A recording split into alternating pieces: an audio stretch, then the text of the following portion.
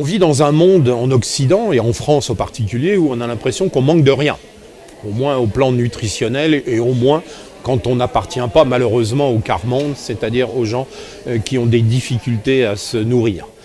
Mais en fait, on a quand même un certain nombre de carences, et en particulier au moment de la grossesse, parce qu'au moment de la grossesse, eh bien, les besoins de l'organisme augmentent pour des vitamines en particulier, qui ne sont pas forcément apportées de manière suffisante dans l'alimentation.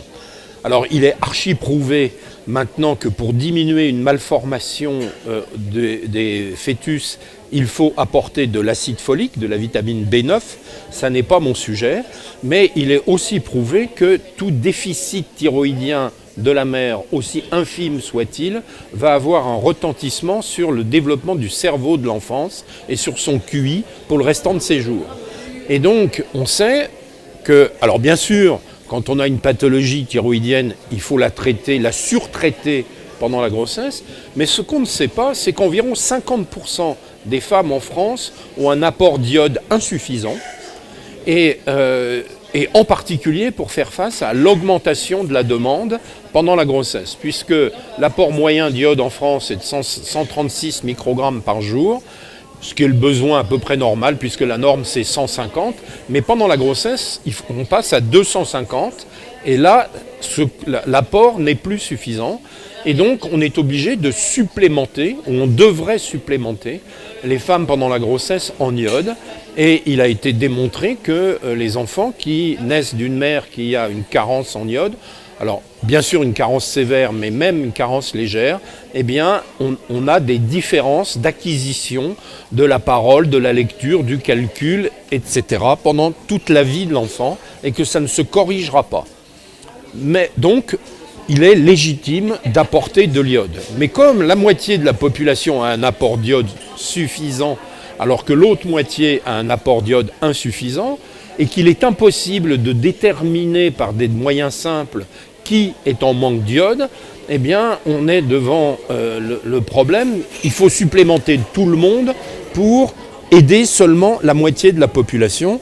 Donc, on s'est posé la question de savoir si un apport d'iode excessif dans la moitié de la population n'allait pas avoir des effets négatifs, alors que ça aura des effets positifs uniquement dans la moitié de la population, et surtout pour les enfants qui vont naître de ces femmes qui sont carencées. Eh bien, alors la réponse c'est oui, l'apport d'iode dans une population générale augmente globalement les acquisitions intellectuelles des enfants après la naissance.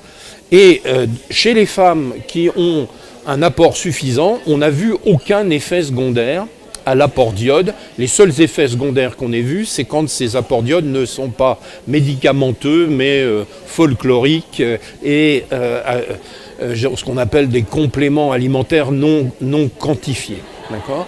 Et comment ça marche? Donc ça c'est extraordinaire, parce qu'on sait que plus on apporte d'iode, plus on fabrique d'hormones thyroïdiennes, et on pourrait penser que cet apport d'iode chez les femmes qui n'en ont pas besoin vont créer des effets secondaires.